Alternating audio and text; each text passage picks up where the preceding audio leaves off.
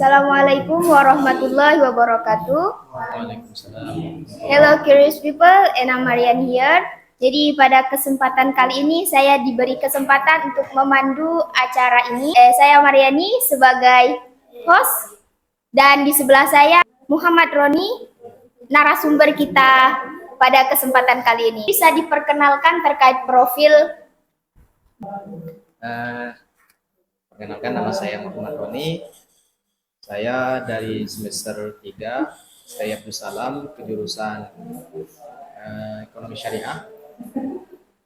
Dan saya sekaligus menjadi ketua Dewan Eksekutif Mahasiswa di kampus Stay Abdul Salam ini. Dan lumayan, saya ini jauh dari Mempawah ke pondok pesantren ini untuk mencari ilmu dan juga membantu para guru yang memang membutuhkan diri saya. Dan itu tidaklah mudah bagi saya, karena menjadi pemimpin itu sangatlah sulit dan banyak cobaan yang akan harus saya lalui.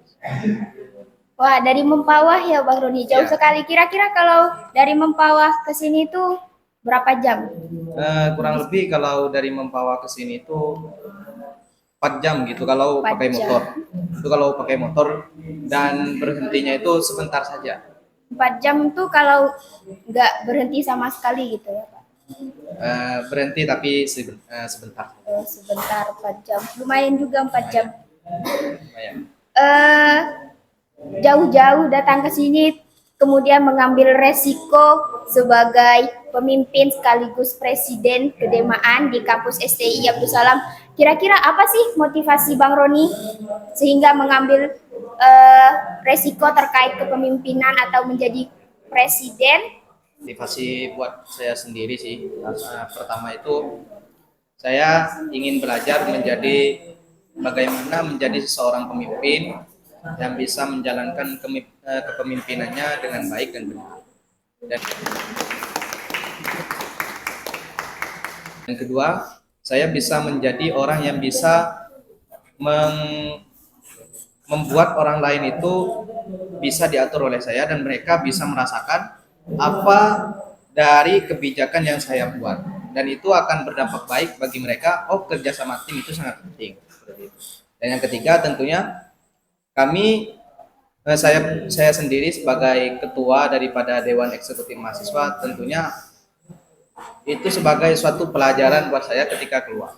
Karena mungkin saja nanti ketika saya pulang, ketika saya keluar dari kampus ini, saya bisa saja menjadi kepala desa, menjadi DPR, menjadi dewan ataupun sebagainya, yang itu tentunya butuh jiwa-jiwa kepemimpinan.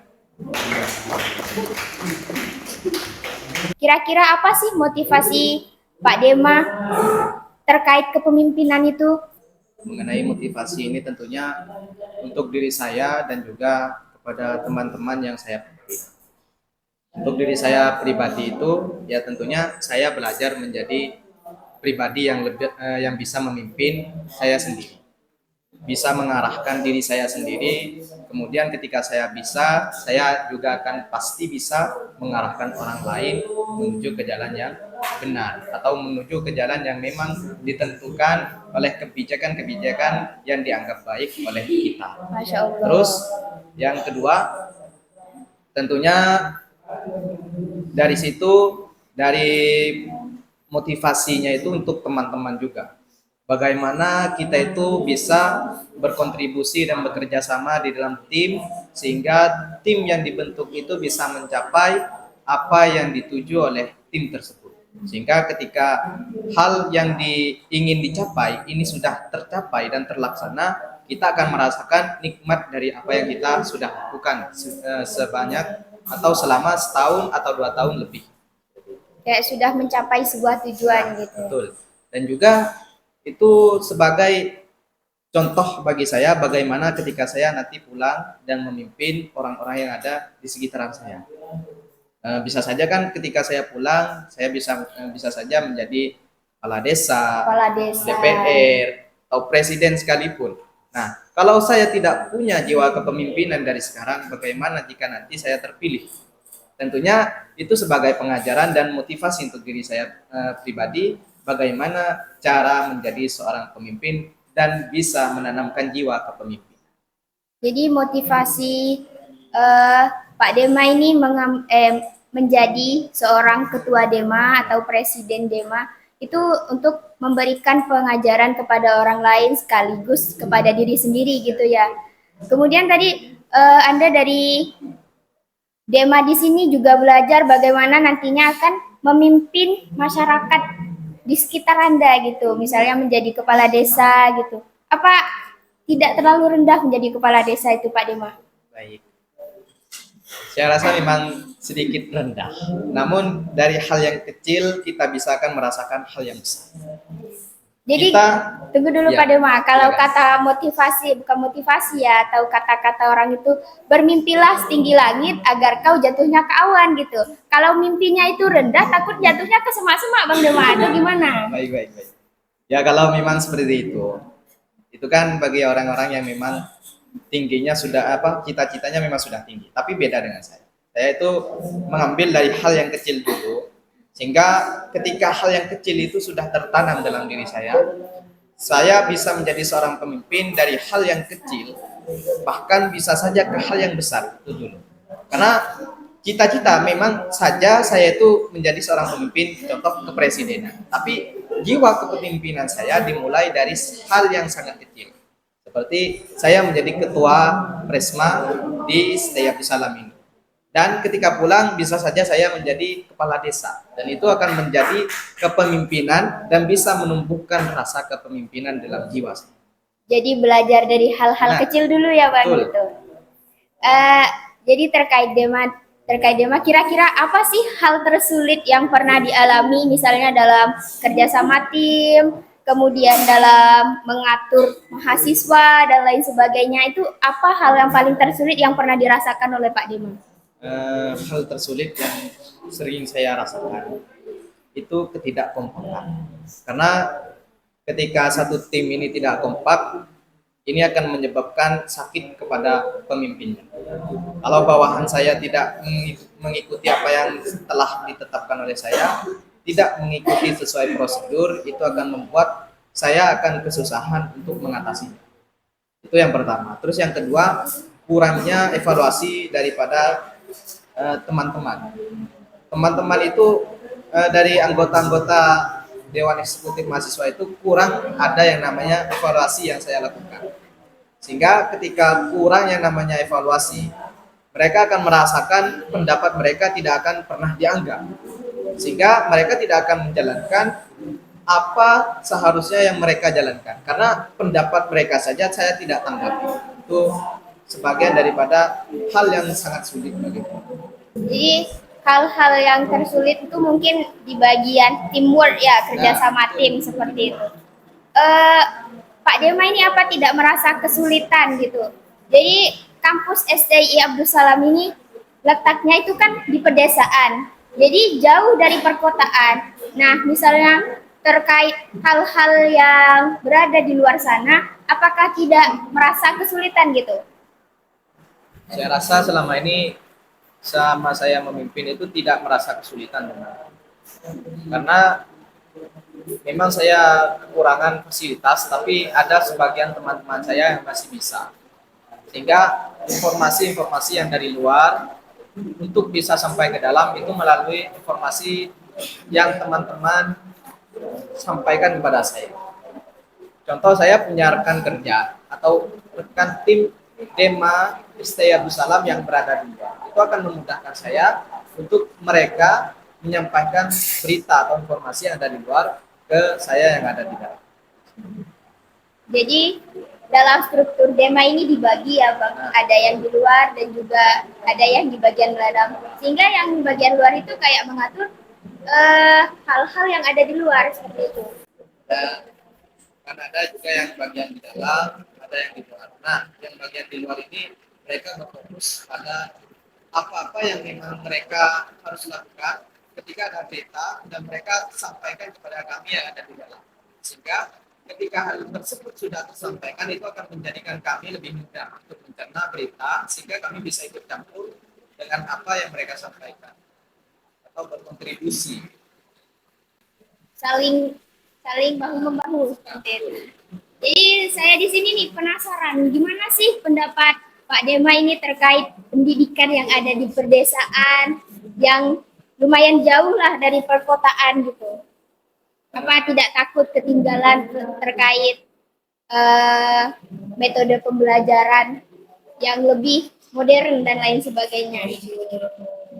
Saya tidak takut untuk masa sekarang ini karena di kampus kita memang berada di pedesaan. Bahkan orang-orang itu mengatakan di sini itu adalah hutan.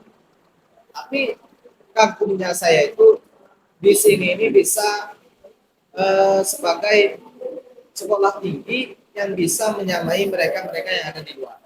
Contoh, di sini kalau saya contohkan di sini dengan yang ada di tempat saya tinggal di Mempawah, di kampus yang ada di sana, itu kalau kita adakan seminar, kalau kita adakan perdebatan atau perdiskusian, mungkin kita akan setara dengan mereka. Meskipun mereka yang ada di sana, mereka bisa merasakan atau melakukan pengaplikasian digital dengan sebaik mungkin. Dan kita hanya diberi fasilitas berupa laptop. Itu tidak menjadi sebagai penghalang bagi kita, karena di sini kami itu kita itu sudah diberi suatu pembelajaran yang sifatnya bisa saja global dan juga non global. Nah, ketika dua hal tersebut disatukan, itu tentunya akan menjadikan seorang pelajar itu menjadi lebih kompetensi dan bisa menjadi orang-orang yang bisa menyamai mereka yang ada di luar sana. Meskipun tempatnya bisa dikatakan jauh dari perkotaan. Masya Allah, jadi di sini menjadikan kekurangan sebagai sebuah pembelajaran seperti itu. Alasan atau kenapa sih Pak Dema di sini memilih kampus STI Abdus Salam yang notabene itu ada di pedesaan, kemudian jauh dari perkotaan, sedangkan di perkotaan itu banyak kampus-kampus yang mungkin lebih terkenal dan lain sebagainya gitu loh.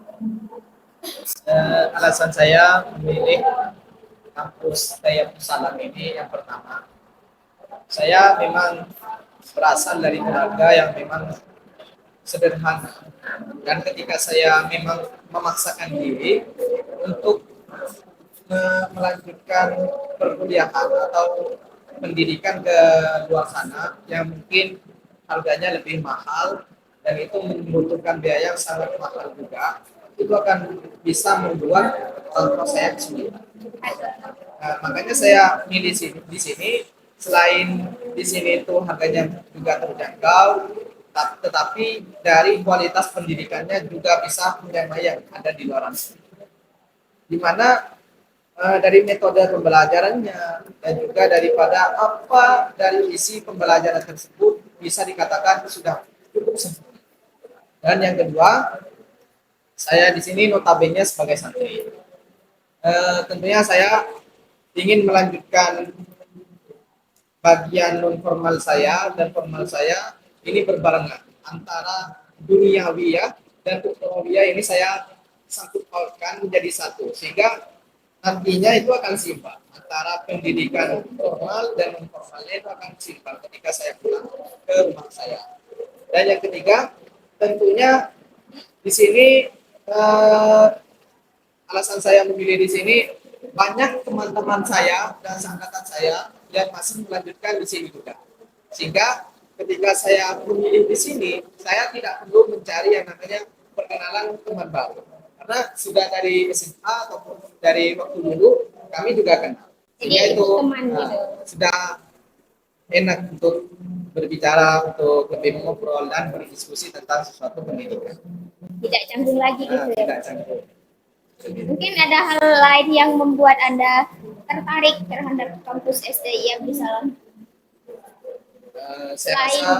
Selain dari hal pribadi, mungkin dari fasilitas yang diberikan di kampus STI Abdus Salam dan lain sebagainya, Pak Dema, boleh diceritakan kepada. Baik, saya sukanya itu di sini karena selain diberikan suatu pembelajaran, kami juga diberi suatu praktek atau terjun langsung ke lapangan, sehingga dari pembelajaran yang kita lakukan atau yang kita pelajari selama ini tidak sia-sia. Dalam artian kita bisa mendapatkan suatu materi, kita juga bisa mempraktekkan materi yang kita lakukan. Jadi tidak hanya belajar terkait teori, Nah, namun juga langsung kepada pengaplikasiannya gitu ya. karena di sini itu sekarang sudah ada yang namanya sistem magang. Jadi dari mahasiswa itu magang itu ke Lamongan, Sunan Derajat di sana. Nah, di sana mereka diberi ajaran atau pembelajaran bagaimana menjadi orang yang mengurus perusahaan, bagaimana menjadi marketing, bagaimana menjadi seorang kasir, dan juga bagaimana mengurus perusahaan yang dimiliki, sehingga itu menjadi suatu pembelajaran ketika saya pulang. Pertanyaan terakhir, jadi terkait motivasi dan harapan kampus STI Abdus Salam ke depannya di tangan seorang Demai. Tentunya harapan saya dengan menjadi seorang leader dari kepemimpinan ini dari Demai STI Abdus Salam menjadikan menjadi salah satu ujung tombak daripada kampus STI Abdus Salam ini, menjadikan para mahasiswa lebih berkontribusi dan bisa berdedikasi dalam menjalankan pembelajaran, dan juga bisa saling bekerja sama dalam hal yang bersifat urgensi, dan itu bisa menjadikan kampus STI Abdus Salam ini bisa dikenal oleh orang-orang yang ada di sana. Jadi itulah motivasi atau harapan kampus STI Abdus Salam ke depannya yang disampaikan oleh Bang Roni yang saat ini menjabat sebagai Ketua Dema di kampus STI Abdus Salam. Mungkin dengan penyampaian yang telah diberikan oleh Muhammad Roni di sini dapat memberikan motivasi serta dedikasi kepada kita semua terkait bagaimana menjadi seorang pemimpin, kemudian tata cara dalam menjadi seorang pemimpin dan lain sebagainya kepada kita semua. Hanya ini yang dapat kami sampaikan. Kurang lebihnya saya sebagai host mohon maaf jika ada kesalahan kata dan lain sebagainya. Assalamualaikum warahmatullahi wabarakatuh.